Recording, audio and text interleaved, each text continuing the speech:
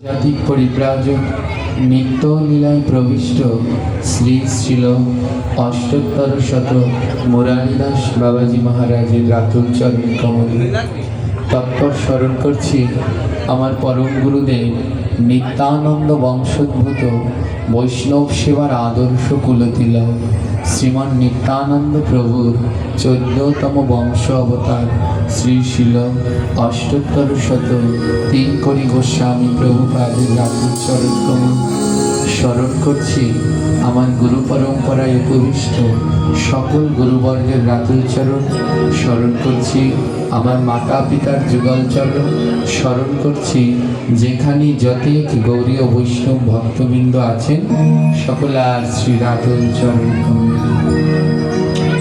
জয় নিতাই। আজকের দিনটা আমার জীবনে সকাল থেকেই সব কিছু উল্টো, আর এই শেষ পাঠের মধ্যে এটাও উল্টো। প্রত্যেক পাঠে বলি ভক্তরা সামনে আগান সামনে আগান, আর আজকে বলবো পিছনে যান পিছনে যান। সবাই একটু একটু করে পিছনের দিকে আগান, আর একটু হলে তো আমার গান মধ্যে ঢুকে আসবে না। আগান মায়েরা, পিছনের দিকের মায়েরা আগে, হ্যাঁ আপনারা একটু করে করে আগান, পিছনের দিকে যান যান। সবাই মুখে বলবেন রাধে রাধে, আর পিছনের দিকে যান রাধে রাধে। আগাবেন আর বলবেন ওরকম তো, শুধু বললে হবে। আরো আরো আরো আরো আরো আরো যাও বাবারা, আপনারাও একটু আগান, আপনাদের কষ্ট হবে অনেক জায়গায়। হ্যাঁ আরেকবার বলবেন, এই আপনারা লড়ছেন না কেন? জায়গা দখল করে রাখলে হবে না, ছাড়তে হবে। সবাই বলবেন আর পিছনের দিকে রাধে রাধে। নাড়াচড়া দিন, নরম। এক জায়গায় থাকলে তো ভগবানকে পাবেন না, নড়তে হবে। আরেকবার আরেকটু পিছনে যান, তাহলে আরো ভালো হবে। আরেকবার আগান আর বলুন রাধে রাধে।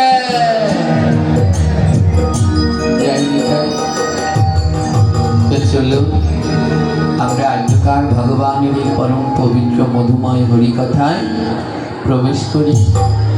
আজকে আমরা সবাই পরম ভাগ্যবান, এই আঙিনা ভাগ্যবান, কারণ এখন চলছে পবিত্র পুরুষোত্তম মাস। আজ পুরুষোত্তম মাসের পঞ্চম দিন। সেই পঞ্চম দিনে আমরা ভগবানের অমৃতময় দিব্য কথা শ্রবণ করব। এই যে যার গুরু মহারাজকে স্মরণ করে আদ্যকার এই হরিকথায় প্রবেশ করি, যেন অপার করুণাময়ী শ্রীমতী রাধা রানী আমাদের অপার করুণা কৃপা প্রেম ভক্তি প্রদান করেন।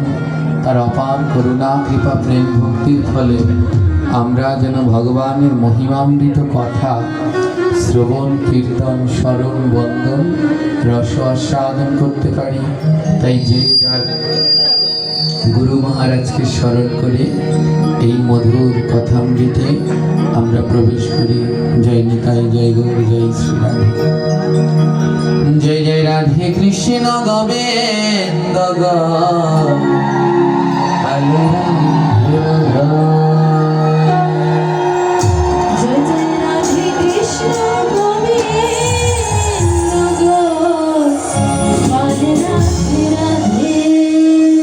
জয় জয় রাধে কৃষ্ণ গোবিন্দ রাধে রাধে। জয় জয় রাধে কৃষ্ণ গোবিন্দ রাধে রাধে। গোবিন্দ রাধে রাধে, গোপাল রাধে রাধে। গোবিন্দ রাধে, সবাই মিলে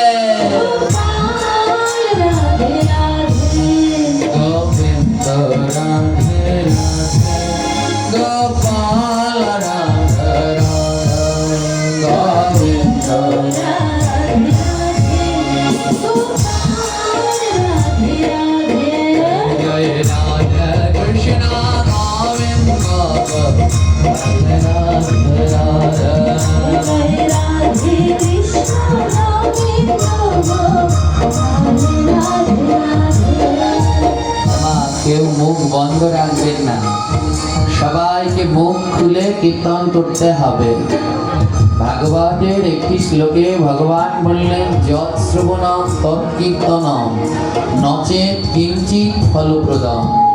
যৎ শ্রবণম যেমনি শুনবে, তৎকীর্তনম তেমনি মুখে কীর্তন করবে, নচেৎ নইলে কিঞ্চিৎ ফলপ্রদম এইটুকু পুণ্য হবে না।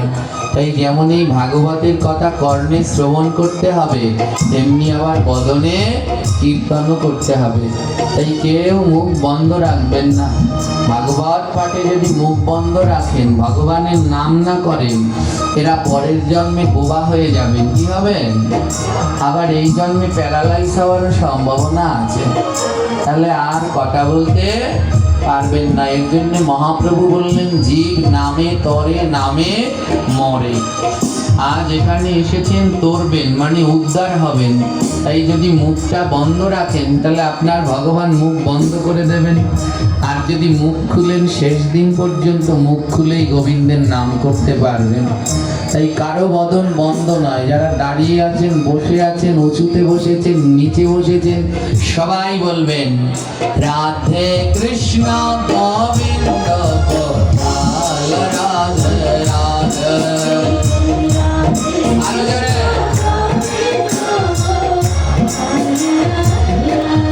জয় জয় রাধে কৃষ্ণ গোবিন্দ গোপাল রাধে রাধে।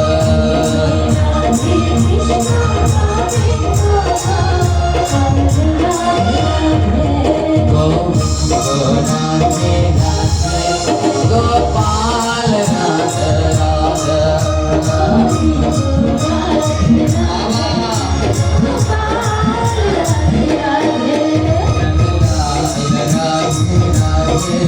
श्याम दुलाल राधे राधे नंदलाल।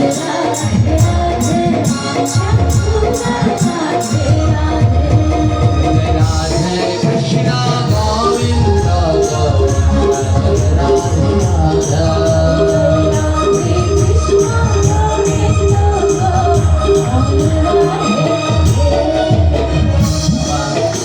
ভগবানের নাম করবার সময় হাত দুটো গুটিয়ে রাখতে নেই।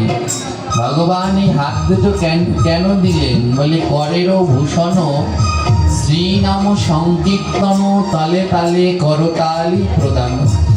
এই করের আঙুলের ভূষণ অলংকার কি? বলে নামে তালে তালে করতালি প্রদান। প্রত্যেক অঙ্গকে গোবিন্দের ভূষণে সাজাতে হয়। হ্যাঁ, তাই এই করের অলংকার হলো করতালি দিয়ে কীর্তন করা। তাহলে আমার ভগবান অত্যন্ত সন্তুষ্ট হয়। ভগবান বললেন আর কিছু করো আর না করো, দশে পাঁচে সবে মিলে প্রতি সন্ধ্যাকালে করতালি দিয়ে কীর্তন করো হরি বলে। বলে আর কিছু পারো আর না পারো, সারাদিন কাজ করো, কিন্তু সন্ধ্যাবেলায় একটু করতালি দিয়ে আমার নাম করো। করতালি দিলে আমার ভগবান বড় খুশি হয়। কেন খুশি হয় জানি? এই হাতের মধ্যে কি আছে?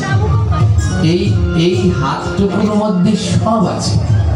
33 কোটি দেব দেবতা বিরাজ করে এই দুটো হাতের মধ্যে। এইটুকুর মধ্যে মাত্র এইটুকুর মধ্যে 33 কোটি দেব দেবতা রয়েছে। হ্যাঁ, বলে কই আমরা তো দেখতে পাচ্ছি না। কারণ আমাদের এখনো সেই চোখই হয়নি যে এর মধ্যে সেই 33 কোটি দেব দেবতা দর্শন করব। লালন তার গানের ভিতরে লিখেছেন জানি বিশ্ব ব্রহ্মাণ্ডে কাহা আছে দেহ ভাণ্ডে। এই বিশ্ব ব্রহ্মাণ্ডে জানি দেহের মধ্যে তা আছে। যদি সন্ধান করতে পারো তাহলে তত্ত্ব জ্ঞান গুরুর চরণ ধরো। বলে এই সন্ধান সেই করতে পারে যার তত্ত্ব জ্ঞান সম্বন্ধ গুরু রয়েছে। ধ্যান দিন এই হাতের মধ্যে 33 কোটি দেব দেবতা। আমরা যদি অন্যায় করি, কারো কাছে কোনো দোষ করি, অপরাধ করি, অন্যায় করি, আর তার কাছে নিজের ভুল বুঝতে পেরে যদি হাত দুটো জোর করে তার কাছে বলি ক্ষমা করে দিন, আমার ভুল হয়ে গেছে, হাত দুটো জোর করার পরে আর কিছু থাকে? সঙ্গে সঙ্গে ওই লোক ক্ষমা করে দেয়। কেন ক্ষমা করে দিলেন? কারণ এই হাতের মধ্যে 33 কোটি দেব দেবতা তারা নিয়ে গেছেন, তো আমি আর কত মাথা তুলে থাকবো। এই সনাতন ধর্মের শিক্ষা, কেউ যদি হাত জোর করে ক্ষমা চায় আর তুমি তার উপরে অভিমান করে থেকো না, সঙ্গে সঙ্গে তার অভিমান ত্যাগ করে ওখানেই তাকে ক্ষমা করো। কারণ হাত দুটো নুয়ে গেল মানে 33 কোটি দেব দেবতা নত হয়ে গেল। হ্যাঁ, এই করের মধ্যে, এই হাতের মধ্যে সব আছে মা, কিন্তু আমরা জানি না। প্রতিদিন সকালবেলা ঘুম থেকে উঠে আমাদের প্রথম কর্তব্য কি জানি? প্রতিদিন সকালে ঘুম থেকে উঠে আমাদের প্রথম কাজটা কি? হ্যাঁ, বিছানায় বসে সবার প্রথম কর্তব্য হলো হাতের কর দেখা। বিছানায় বসে একেবারে ঘুম থেকে উঠে বসেই হাতের কর দেখতে হয়। আর কর দেখার সময় একটা মন্ত্র বলতে হয়, कराग्रे सती लक्ष्मी करो मध्ये सरस्वती करो मूले तो गोविंद प्रभात करो दर्शन। এই মন্ত্র পাঠ করে কর দেখতে হয়। কর অগ্রে বসতি লক্ষ্মী, করের অগ্রে বাস করেন কে? মাতা লক্ষ্মী। কর মধ্যে সরস্বতী, করের মাঝখানে বাস করেন মাতা সরস্বতী। কর মূলে তো গোবিন্দম, করের মূলে বাস করেন গোবিন্দ। প্রভাতে কর দর্শন। এটা বলে হাতটা এমনি করে চোখে লাগাতে হয়। ওই দিন আপনার যত বাধা আছে, যত বিপদ আছে, যত অশুভ আছে, প্রতিদিন সকালবেলায় এই মন্ত্র বলে কর দর্শন করুন। আপনার জীবনের সব বাধা বিপদ দূর হয়ে যাবে। হ্যাঁ, এই করের মধ্যে সব। করের অগ্রে বাস করেন কে? মাতা লক্ষ্মী দেবী। ওমা, যখন আমরা গুরুদেবের বীজ মন্ত্র জপ করি, দীক্ষা মন্ত্র কিভাবে জপ করে? এমনি মাথায় ধরে, মধ্যে ধরে, না করে ধরে? কোন জায়গায় ধরতে হয়? হ্যাঁ, করের মাথায়ও না, করের মধ্যেও না, করের গোড়ায়ও না। আমরা 100-র মধ্যে 98 জনই ভুল করি। মন্ত্র জপ করার সময় করকে 3 ভাগ করতে হয়, 1, 2, 3। কর এই শেষের, করের উপরের শেষের ভাগ স্পর্শ করতে হয়। কারণ করের অগ্রে ধরলে মা লক্ষ্মী ব্যথা পায়, করের মধ্যে ধরলে মা সরস্বতী ব্যথা পায়, করের মূলে ধরলে গোবিন্দ ব্যথা পায়। তাই করকে 3 ভাগ করে শেষের ভাগ স্পর্শ করে করে মন্ত্র জপ করতে হয়, দীক্ষা মন্ত্র। এমনি ভাবে করের মধ্যেও স্পর্শ করা যাবে না, করের মাথায়ও স্পর্শ করা যাবে না, করের কর একেবারে করের মূলেও স্পর্শ করা যাবে না। এই করের মধ্যে সবই রয়েছে, কিন্তু আমরা জানতে পারলাম না, বড় দুঃখ। যদি জানতে পারতেন তাহলে আমার বলতে লাগতো না যে একটু করতালি দেন। সবাই হাতগুলো গুটিয়ে বসে রেখেছেন। এই করের মধ্যে কি আছে যে এই হাতে কয়টা আঙুল? মা জোরে বলুন, সবার হাতে আমাদের ভগবান কটা আঙুল দিল? একটা বেশি কম দিতে পারতেন না? একটা বেশিও দিতে পারতো, কমও দিত। দিল কয়টা? 5টা। আবার 5টা একরকম করে দিল, 5টা দিল কি 5 রকম। কেন? 5টা যদি এক করে দিত আমাদের কাজ করতে আরো ভালো হতো। 5টা 5 রকম করলেন কেন? কারণ কি জানেন? এই 5টা আঙুলই না, এই 5টা আঙুলের ভিতরে 5 জন বাস করে। এরা হলো পঞ্চতত্ত্ব। এই 5 আঙুলের ভিতরে বাস করেন পঞ্চতত্ত্বের নাম জানেন তো? হ্যাঁ, কি নাম বলুন? শ্রীকৃষ্ণ চৈতন্য প্রভু নিত্যানন্দ শ্রী অদ্বৈত গদাধর শ্রীবাসাদি গৌর ভক্ত।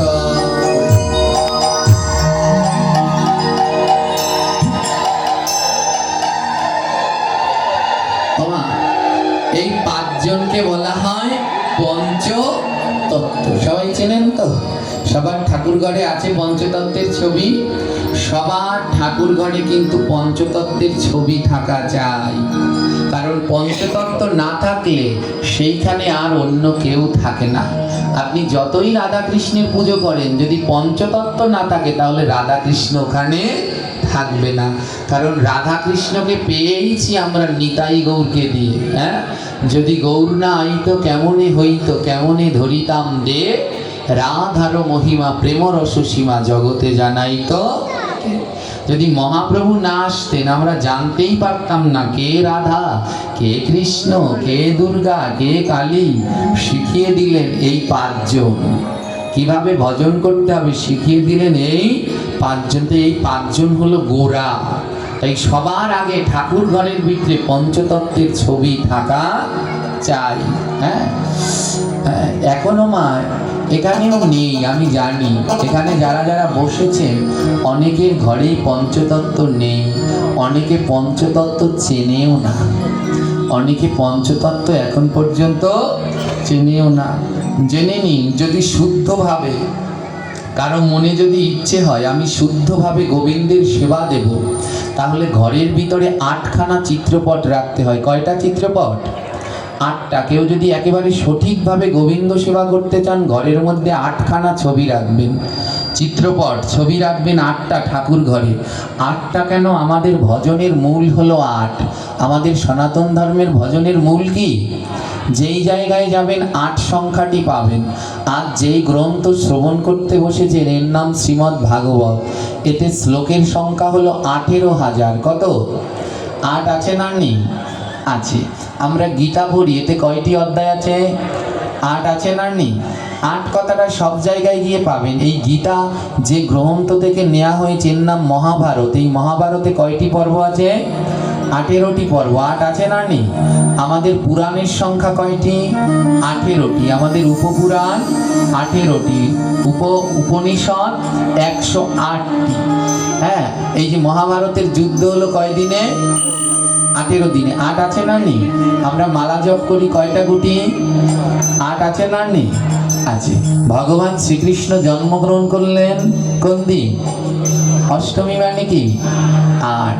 তাই 8কে বাদ দিলে আমাদের ধর্মে আর কিছুই থাকবে না। তাই বললো 8 8 8, ভালো করে 8। অর্থ বোঝেন? বলে এই 8কে ভালো মতো করে 8 মানে 8কে ধর। এই 8 কি?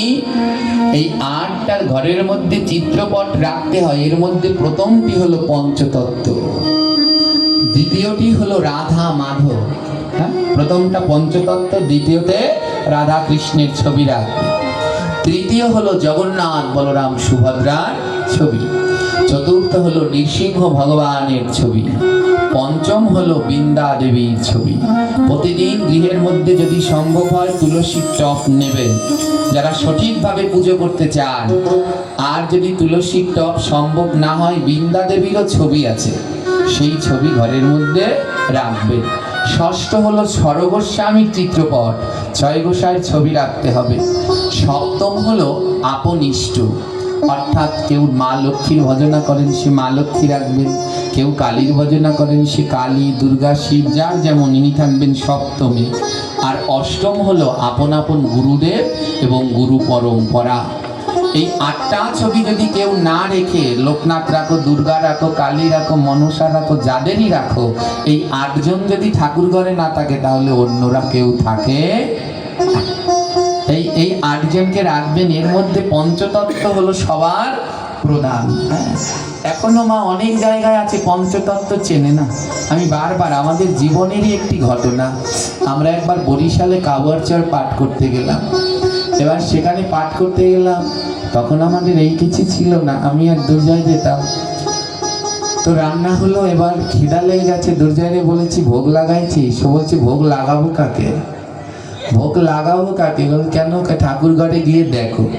ঠাকুর ঘরে দিয়ে দেখি কি সেখানে দুর্গা, কালী, মনসা, চাঁদ, সূর্য, বুঝলেন, চাঁদ সূর্য সব আছে, কিন্তু একটা রাধা কৃষ্ণের ছবিও নেই। পঞ্চতত্ত্ব যেখানে যদ্দুর আছে সব আছে, কিন্তু আসল যেটা সেই রাধা গোবিন্দ আর পঞ্চতত্ত্ব তা নেই।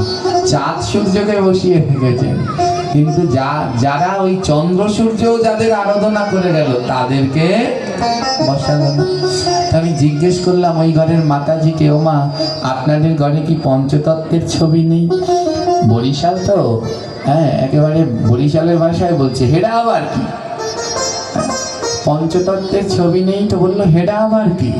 তাই বলছি যে একটা ছবির ভিতরে 5 জন থাকে, হ্যাঁ দেখেননি কোনো সময়? উনি বলছে ও এইবার বুঝছি, এক ছবির মধ্যে 5 বেড়া আতুচকাইয়ে জাগাই থাকে হ্যাগো কটা কম। তা আমি বলছি হ্যাঁ হ্যাগো কটাই কই আছে। কয় হয় ওই ইসকনের স্যামরাঙ্গই দিয়ে গেছিলে, আপনি যে খাটে ঘুমান ওই বালিশের তলে থোয়া।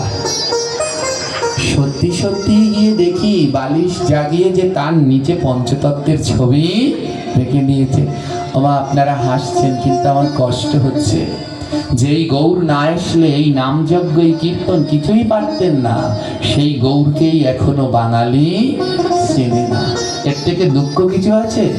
যান মায়াপুর, যান নবদ্বীপ, কোথা থেকে সেই বিদেশিরা, সেই আমেরিকা, ফ্রান্স, লন্ডন, জাপান সমস্ত ধন ঐশ্বর্য ছেড়ে সব চলে এসেছে। যান গিয়ে দেখুন মায়াপুরে কি অবস্থা, কোটি কোটি টাকা সব ফেলে রেখে চলে এসেছে এই কৃষ্ণ নামে পাগল হয়ে।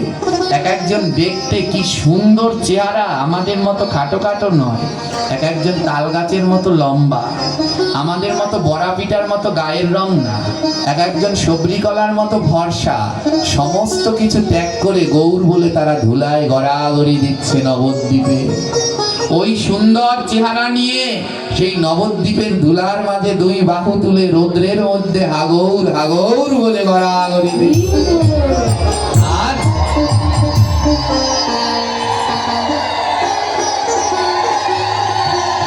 আর সেই গৌর এই বাংলায় এসেছে, এখনো আমরা সেই গৌরকেই চিনতে পারছি না।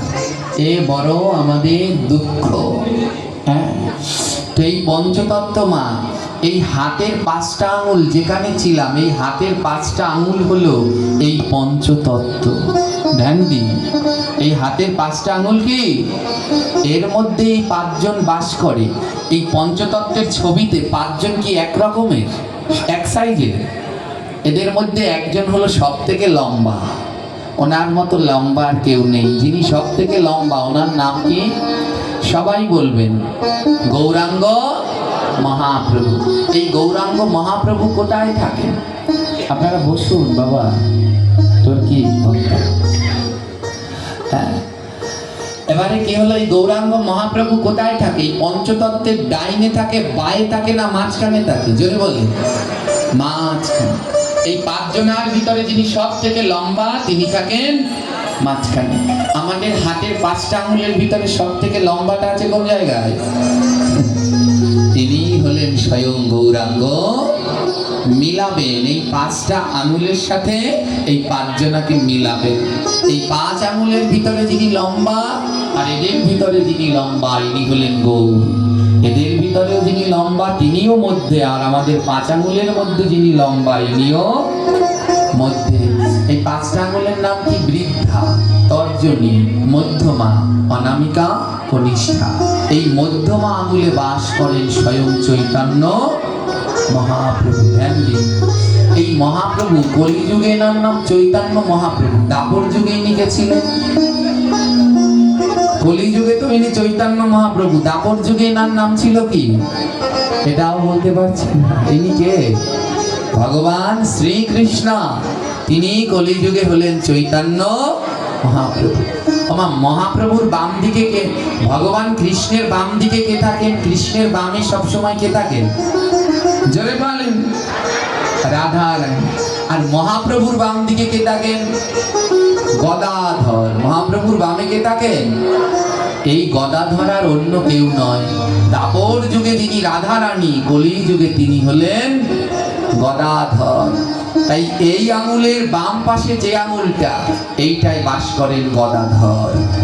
হ্যাঁ, মহাপ্রভুর বাম দিকেও থাকেন গদাধর, আর আমাদের হাতে এই মধ্যমার বাম দিকে এই অনামিকা আঙুলে বাস করেন হলো গদাধর। গদাধর মানে কে? রাধা রানী। গদাধর মানে কে? ইনি কৃষ্ণ আর ইনি হলেন রাধা। আমার রাধাকে না ধরলে কোনোদিন কৃষ্ণ পাওয়া যায়? জোরে বলে।